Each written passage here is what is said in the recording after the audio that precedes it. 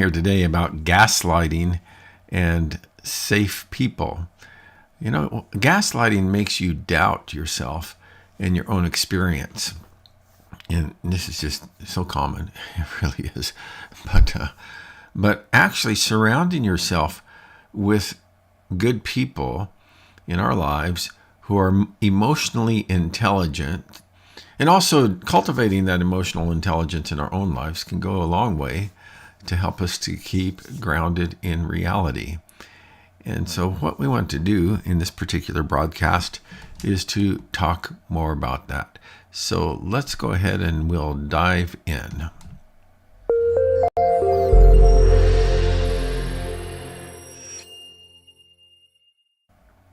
Hello, Karen.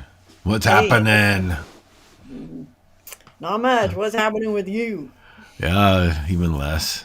So, but just trying to do my gaslighting videos. Oh, well, good. That's why I'm here too. There you go. You know, this is so prevalent. This is so prevalent in relationships. That, but it's also prevalent in our culture, and constantly we're kind of being told things that just ain't so, Right. and so we have to learn to be discerning people. So, Yeah. Well, I mean, this has really been going on since the beginning of humanity. yeah, really, yeah, I guess Yeah. so. You know, Oh no, Lord, we just heard you in the garden and yeah, we wanted to put some clothes on real quick because yeah, we were naked. yeah. So, but so let's go ahead. We have a we're doing these various reaction videos, Hmm. and we're using some of Dr. Henry Cloud's teaching on this topic of gaslighting, and to respond to what he has to say. So let's just go ahead and we'll jump in and see what his this particular video about incorporating safe people into our lives, some lessons we can learn from that. So let's watch this now. What very, very, very emotionally intelligent people do, emotional intelligence is self awareness and other awareness, among other things. They'll be in a meeting and they'll walk out and they'll turn to somebody and say, did I come across too hard? Or was I firm enough? Or did that sound critical to you? We need input from others. Okay. But you don't want to be flying a plane asking the compass on the dashboard to tell you where you are if the compass is flawed. So we need good people to help us assess new data. I didn't really see, did you see how they reacted when no, I missed that. Well, this is what, you kind of lost them here. I do that whenever I speak. I want feedback from the people. They give me feedback of where it seemed like I connected and didn't connect, or we need this. This is how we kind of stand on firm ground. That is what gaslighters use, that you're wired to take input from the outside. Most vulnerable people are nice and responsible people because they just assume everybody else is nice and responsible until they've gone through some significant something bad like gaslighting, and you can be very vulnerable to it. Mainly what it does is it makes you doubt yourself and your own experience. Okay, so um, just some of your initial reactions when you're watching that. I think a lot of times we think other people think like we think. Boy, that's true in marriage, isn't it? That you know that if and also particularly well, elaborate on that for a moment.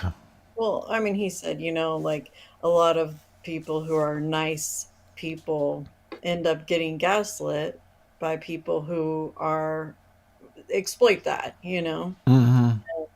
And I think a lot of times we just kind of like think, oh, Most people see things the same way I see things. Most people have the same sense of integrity that I have, Yeah, yeah, but yeah. it's not necessarily the case. I think it's important to develop your smell detector, Hmm. you know. And when something smells off, you know, every once in a while we'll open up the refrigerator or the pantry. You know, there's nothing worse than a rotten potato in the pantry.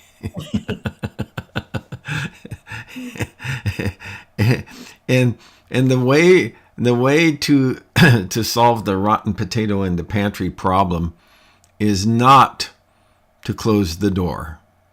Right. You gotta trust your smell detector in relationships. And then you got to deal with the stink.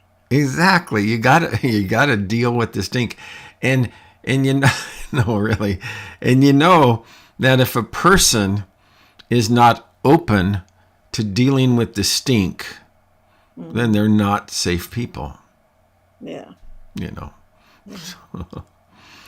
So, I liked what he talked about as having people in our lives who can kind of because he says that we're nice people or nice people and trusting people, and those are exactly the type of people that gaslighters exploit.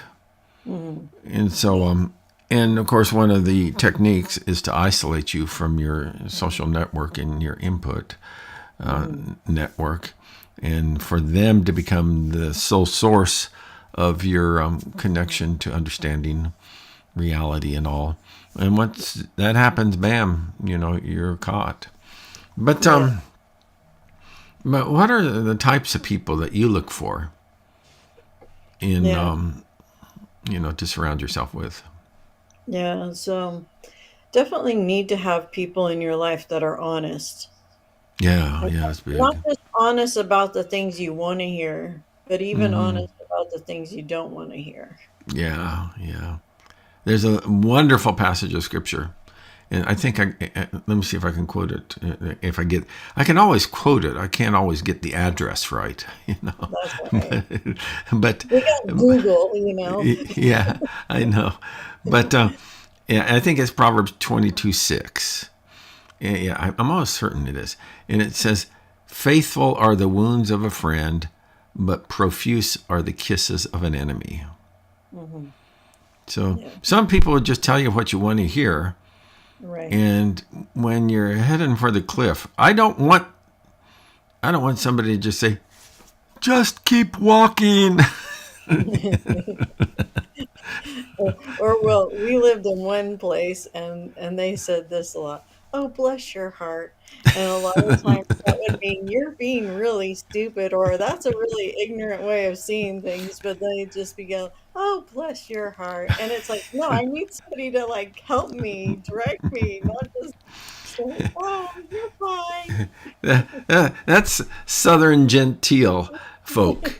Is, oh, bless their heart, or bless your heart, which is another way of saying you're really stupid. Right. I just So needed someone to tell me I was being really stupid though. you do, no, no, really, we do, don't we?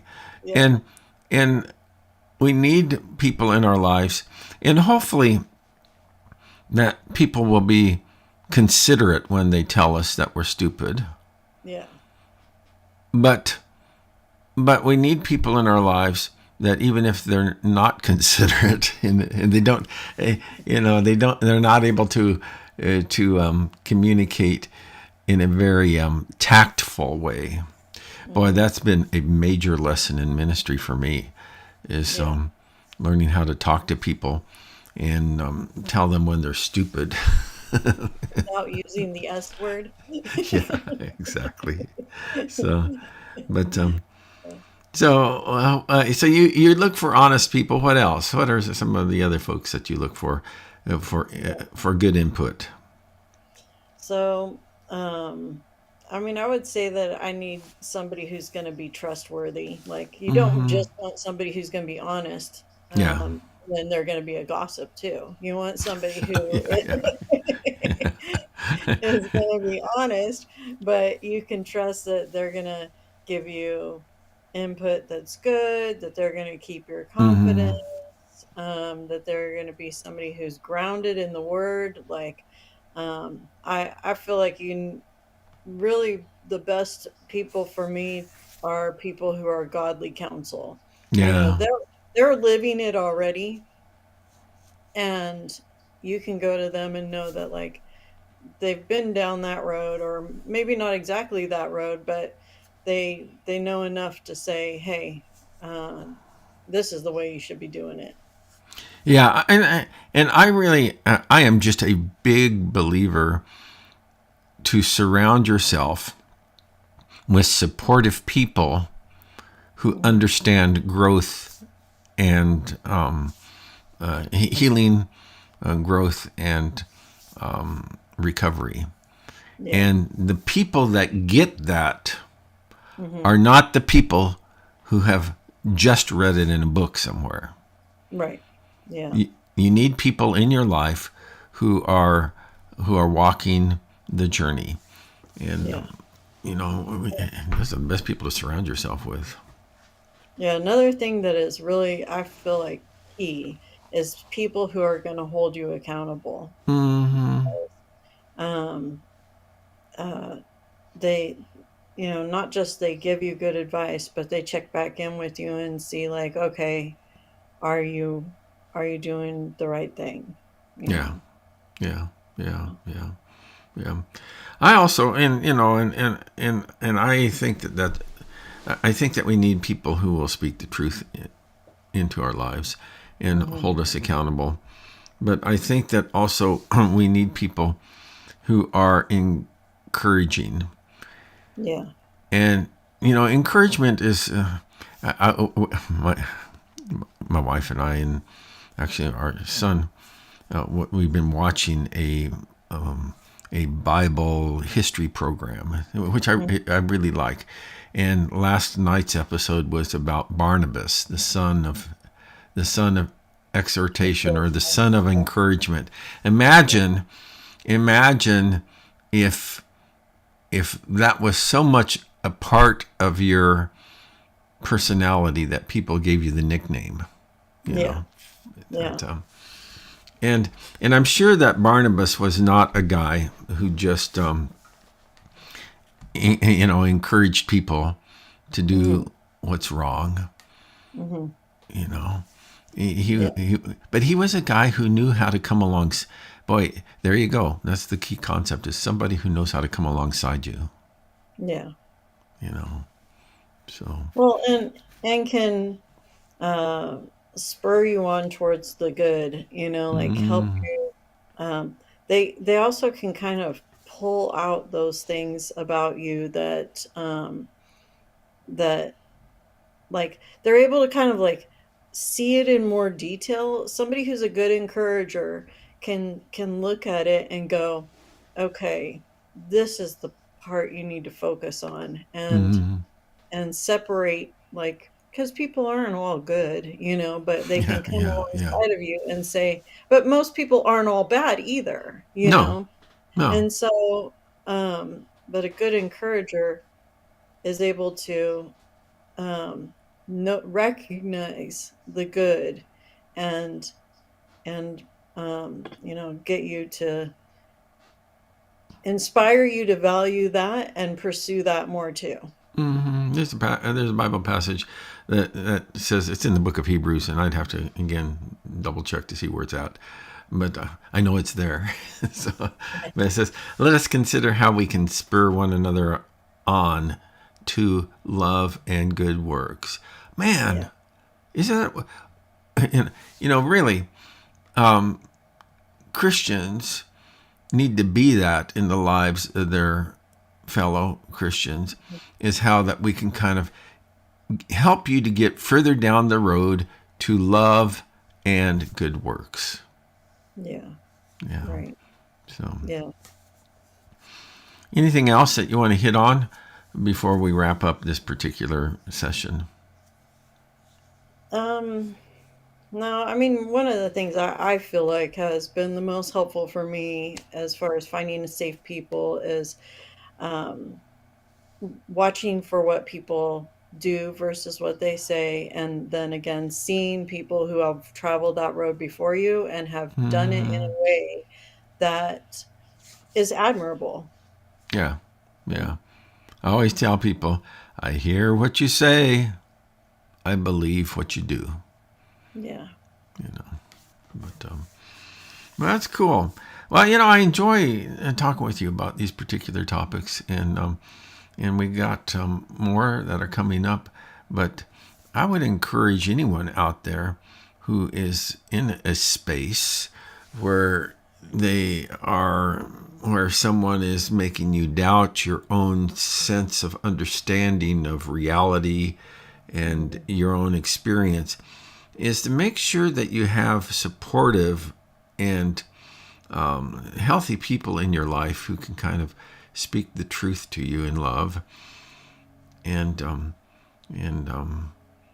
and you can kind of like get that helpful feedback, I Yeah. guess. So Yeah. cool. All Mhm. right. Well, as always, I appreciate you spending some time with me talking about these. And I am grateful for each person who has tuned in. And I would encourage you to continue to seek to grow in your own personal life. I'm going to wrap this up real quick here, Karen. So just hang on and I'll talk to you in a minute. So, but this is all part of our Beyond Betrayal program. And you can find Beyond Betrayal on Facebook at beyondbetrayal.org. And we also have some of our content on the web at beyondbetrayal.org. Also, you can find our broadcasts at New Destiny Coaching. That's on YouTube, and New Destiny Coaching. And so Beyond Betrayal is one of the projects of New Destiny Coaching. And so I would encourage you to check that out. So I just really, and I'm not just saying it, I just really enjoy, helping folks to sort out these types of issues in their lives, because life is complicated and relationships are complicated. But when we can kind of get a framework for how to do that better, that we can not only be more successful in life, but we can also have more satisfying relationships. So thanks for watching. I hope you join us the next time. Bye bye.